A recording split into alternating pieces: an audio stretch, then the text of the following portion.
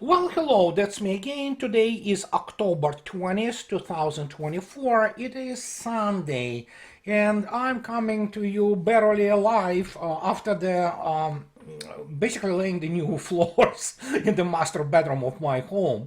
So, yeah, it was an ordeal, and I have to admit, I mean, it's so bizarre when you look at things which being, I mean, we're okay, in terms of finances and everything. I mean, so we're not rich, but we're certainly not poor. But the amount of crap, basically, which you have to take out even from the master bedroom, it is just amazing. How did accumulate? I don't know, but our garage actually just personal story, you cannot get in it. It's a labyrinth. It's a labyrinth of the piles of junk, which at some point of time brought me and my wife to the basically abyss of the decision, that we need to really buy truck.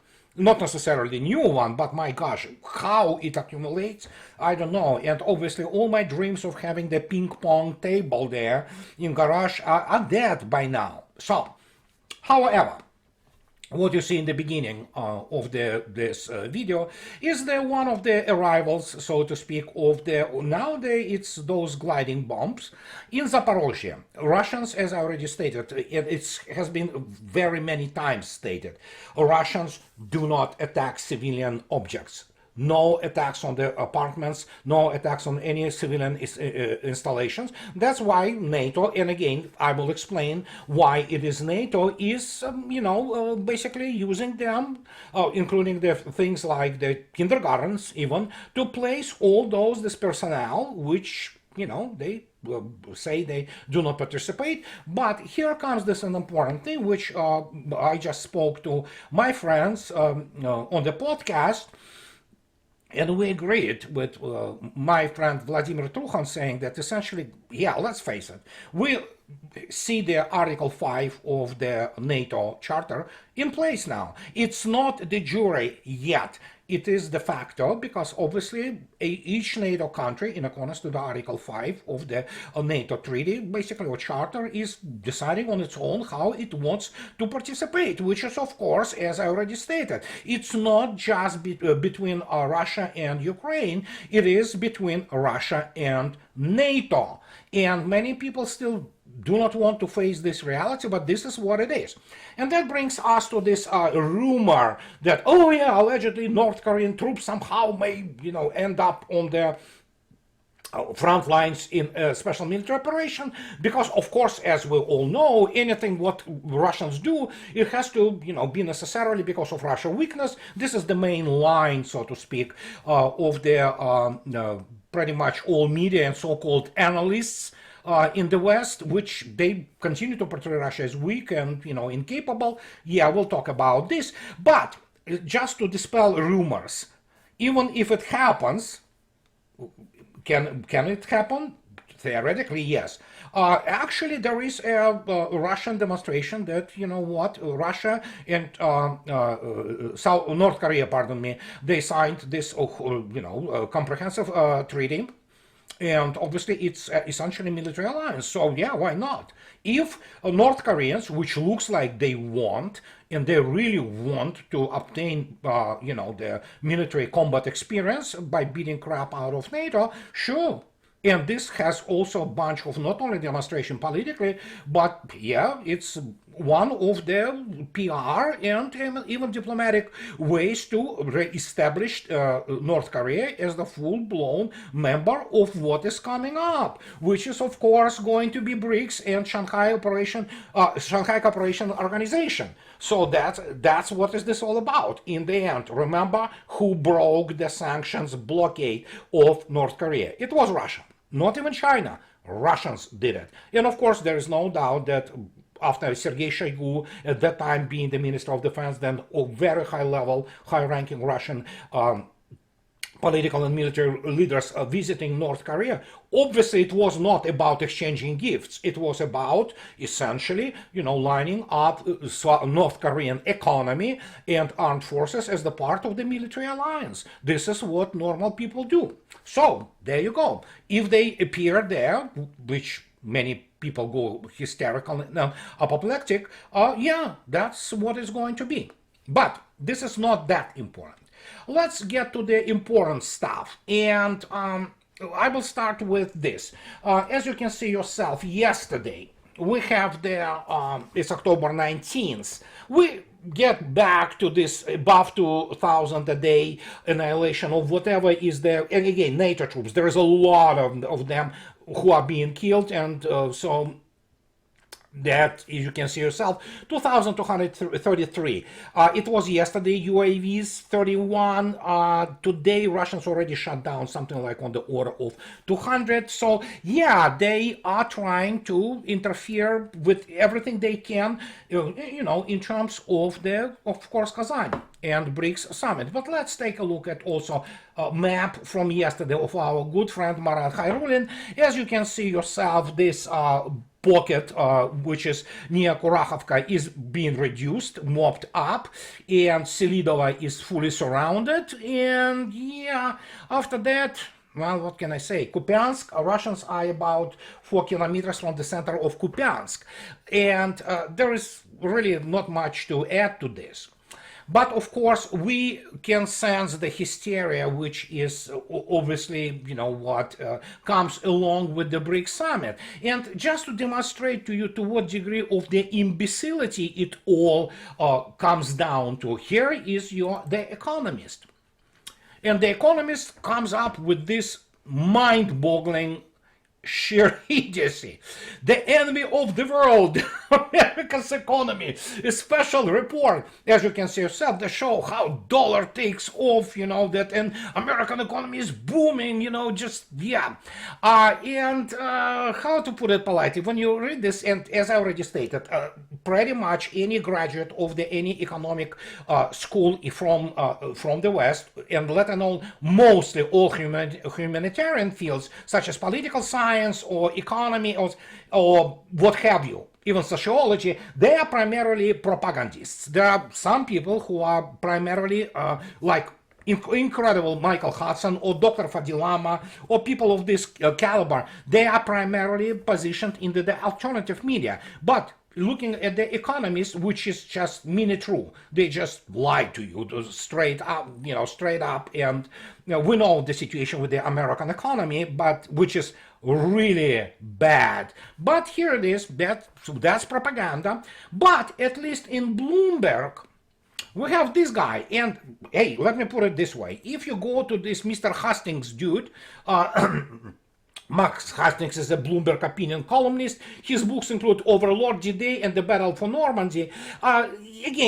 These people are not really normal people. They do not possess real serious knowledge on any matter in the world, on any practical matter. That is why, for example, if you have Harvard degree in economics, in normal countries, it has to be disqualifying you from participating in any kind of the economic, command and control of any kind of the economic activity. You can go and get into some investment bank to defraud people. This is what investment banks in the West do. But hear what he says today. And even Bloomberg. So if this guy was the guy who was telling that Russians will be defeated and all that, just absolutely going to end up bad for Russia. Well, it's turned out exactly 180 degrees opposite. But sending out Ukraine casts shame on the West. Well, Max Hastings do not understand, being whoever he is, that he doesn't understand what Nazism is. He doesn't understand what fascism is. He is being the guy of who he is. He is have no shame, no really. I mean, these people who have no people who ever died and fought against that. And so, yeah, he is the guy who will write this, that, supporting Nazi regime is what NATO does. But he comes to this, desperate conclusion that Ukraine will soon be sold out. Okay, if that statement sounds too brutal and conclusive, consider the evidence. The Russians occupy 1/5 of its territory, and the Ukrainians' best efforts have failed to expel these invaders. Vladimir Putin's army is acquiring ever more sophisticated weapons, while the Ukrainians struggle to sustain their own forces. Well, he is actually correct here. He is correct for for all the wrong reasons, because this is the frustration of the losers, because Max Hastings is a loser, as pretty much any military or political analyst in the combined West, because they are losers. Not only they are losers, they are sore losers, and they are very incompetent losers, because they do not understand, they do not possess toolkit, intellectual and experience toolkit, which allows them to actually pass judgment on any issue related to the practical activities of the state. They just don't know. They don't teach those people there. But here, he's correct. The problem, of course, that Vladimir Putin's army is acquiring ever more sophisticated weapons. It's not just army, it's Russian economy, which is just literally exploding despite all those people, from the media who want to say that it's not the case. Well, even they recently begin to, put some positive numbers, obviously greatly reduced numbers, because, well, they are butthurt, they are sore losers, and that's who the Ivy League and all those, how to say it, elite, well, it's primarily humanitarian, elite educational facilities like Ivy League produce. And if that hasn't been enough, well, we have this situation, and this is very important. Kim.com, and he's German, by the way, and he is absolutely correct in, yesterday assessing the situation. Biden is spending another $20 billion on Ukraine. It's the last payment. In fact, it's they want to create some kind of the loan, mind you. This is not giving money. They already gave like $200 billion to Ukraine, and whatever the loans have been there, everybody understands they will never be paid back. But he says the US, NATO, and Ukraine have lost the war against Russia. The EU can't wait to get out of this mess. No, they will stay, and Russians don't mind it either. Zelensky is on his way out. Western politicians who got us into this mess will pay at the next elections. Could be true, could be true.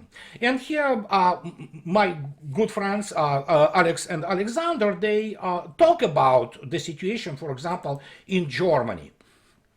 And as you can see yourself, it's today, and they call that Germany blames Russians for economic woes. Well, what can I say?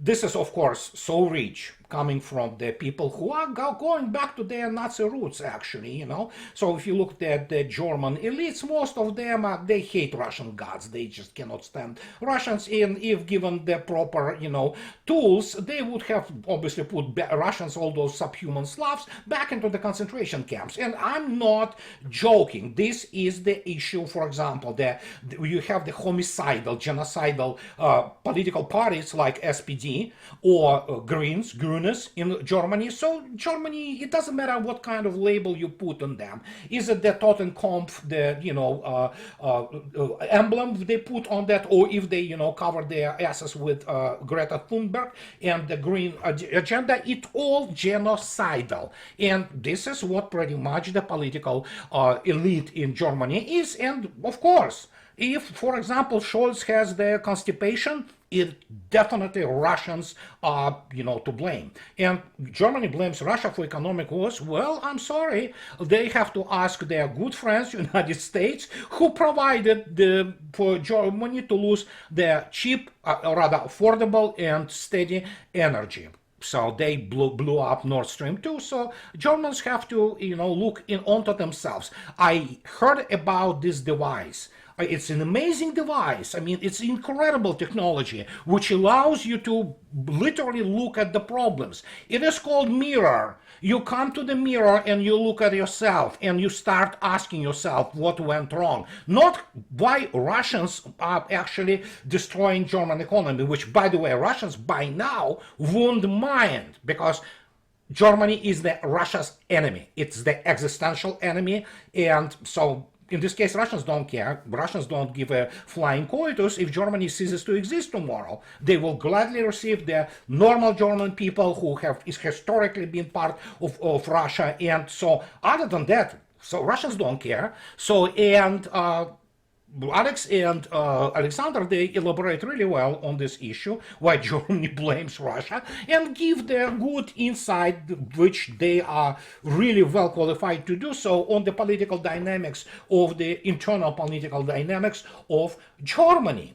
And this is kind of activity which is we have observed now is happening, as I already stated, primarily on the eve of the Kazan BRICS summit.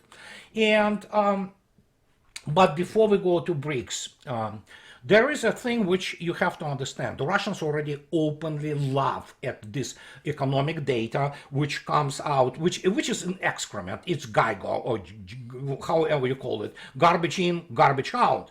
And this is a very remarkable article from the RIA News by one of few RIA's people who have clue, who do understand what is going on. And here it is. This is an excellent piece by Dmitry Kosarev.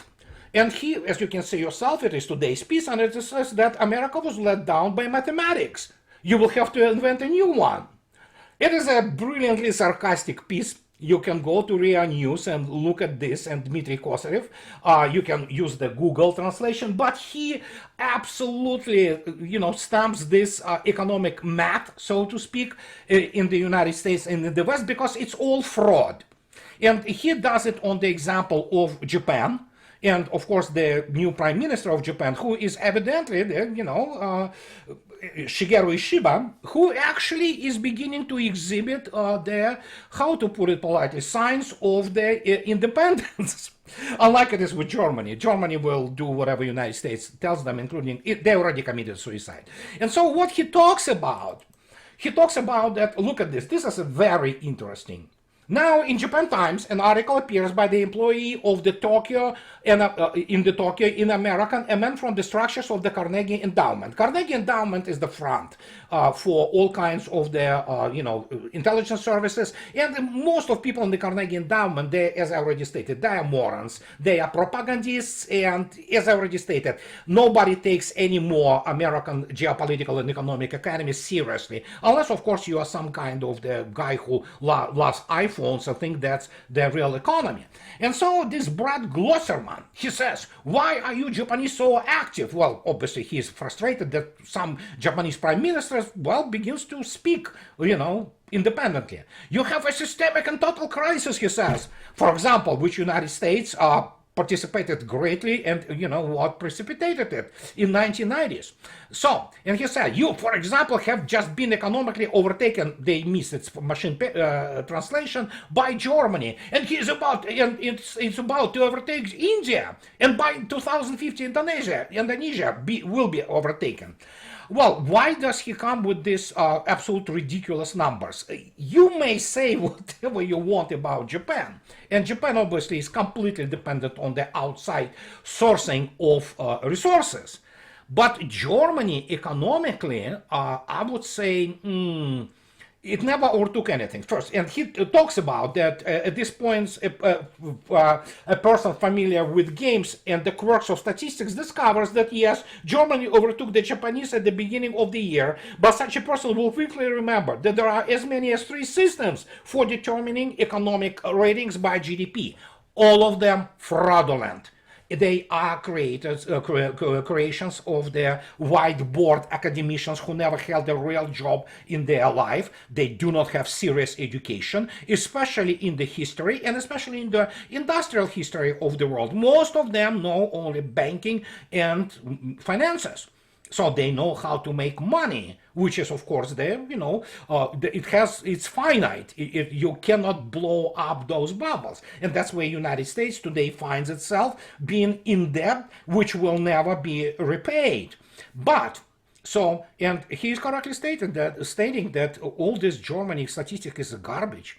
And pretty much all statistics in the world is garbage. And the reason its GDP is fraud, well, it was invented by people, especially in the United States and Great Britain, to make sure that their countries are promoted as the, alpha males or alpha females or the alpha entities in the financial world to reap the benefits. Well, here we have the issue.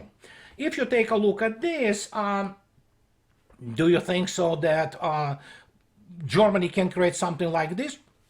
Well, that's your real economy, by the way. This is the real, so to speak, real economy, and those new weapons of which this Mr. Hastings writes about, because yeah, Russian armed forces, they are getting newest weapon systems, and I don't know, I don't like the word sophisticated, but most complex and most military capable systems, such as new calibers, such as Onyx missiles, latest versions, which have a range in excess of 1,000 kilometers, and of course Zircon 3M22s, hypersonic weapons, Mach 10, 11, at the 1,500 kilometer range plus. So yeah, in order to create this type of things and then suddenly produce your own chips, your own everything, your own computers, combat information control systems, which you can see here, you have to have serious economy.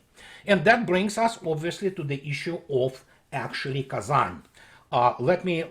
I have to explain. Here is the Admiral Kasatonov, which was launching the missiles and getting ready to do the, around the world cruise, and this joined as a fresh frigate. But here it is a very interesting thing. If you would go today in Moscow, you would have seen on the new Arbat street, which is, it's glamorous, it's beautiful street. But look at this, those famous, what is called open books, skyscrapers there, they are covered in the flag. What kind of flag? No, it's not Palestinian flag, although it contains some colors which are the Palestinian flag. No, it's United Arab Emirates. And if you take a look at the video, the way the cortege of the president of the leader of the United Arab Emirates have been greeted, it was, in a sense, grandiose and beautiful. And so not only that, after that, guess what? The Mohammed bin Zayed Al Nahyan visited Moscow. He went directly in this cortege to the Nova Ogareva, which is New Ogareva, residence of Vladimir Putin. Well, that's a very interesting thing, isn't it? So he lands in Moscow and immediately goes to the informal meeting with President Putin, and they spent evidently a very great deal of hours discussing things. So here it is.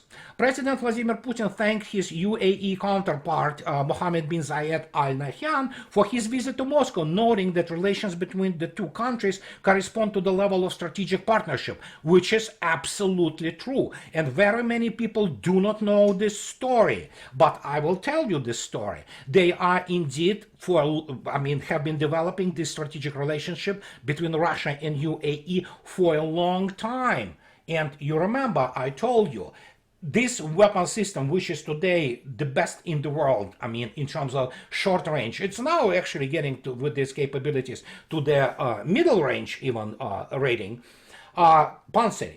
If not for United Arab Emirates, which invested in developing at the very hard time for Russian military industrial complex for these systems, that incredible system wouldn't have seen the light of the day, probably never. But guess what? These were these guys who financed this, and boy, did they get the great deal. And it's just across the board, in energy, in military, and all kinds of the relations between Russia and United Arab Emirates, which go diplomatically, including secret diplomacy. So it's very important. And he talks to Vladimir Putin said that, allow me to cordially welcome you to the Moscow. All of us, members of the Russian delegation, remember the last visit to your country in 2023. Oh, you should have seen this visit. It was incredible. During today's informal communication, we will have the opportunity to talk about all issues of interest. Putin addressed Al Nahyan at an informal dinner at his Nova Ogareva residence near Moscow. So, obviously, after that, the leader of United Arab Emirates flies into Kazan, and everybody flies into Kazan. Obviously, people ask me that, oh yeah, you know what, is it true that Ukraine, which is not Ukraine, it's NATO, will try to derail it somehow? Yeah, They will try to do everything, including just killing their leaders. That's how desperate they are. And so if you say, oh, you cannot be that bad. No, there are whole groups in the United States, people who are in power, who do not care about United States, and they have their own globalist ideology. Many of them are Israeli firsters, Zionists, who also have Russia, or for all kinds of metaphysical reasons. And of course, they have their Anglo-Saxon, lapdogs, whom they corrupted completely, and they just basically pull their strings. And so, yeah, for them, what is happening now is just completely contradicts their picture of the world. Some of them, of course, completely atheist people. They don't care about, all those kind of beliefs, ridiculous beliefs that Israel, have to get whatever, just establish itself in territories which are not Israeli territories, but others are fanatical, people who believe in this, including not only Jews. There are a bunch of those Anglo-Saxon, German, whatever, European descent, the Christian Zionists. For them, what is happening right now, prior to Kazan, with the practically most of the world, with the exception of the combined West, being there, and essentially what amounts to, and we'll be deciding starting Tuesday, what amounts to essentially New Yalta, it's actually contradicts completely their beliefs, their predictions, whatever those stupid predictions are. And so guess what? They suffer.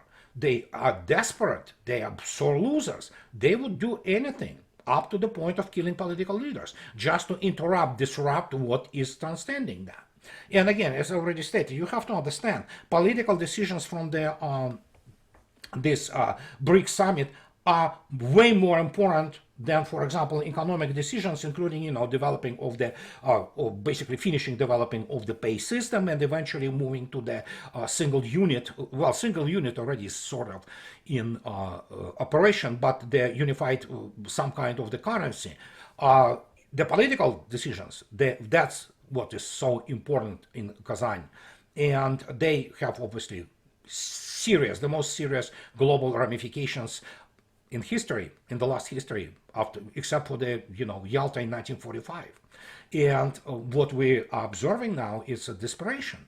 And Mr. Lavrov, speaking to basically US-Russia relations, I subscribe to every single word he says, because that's what I was saying for a while. The US will continue to see Russia as an adversary, or worse, no matter who wins the November 5 presidential election, Foreign Minister Sergei Lavrov has said.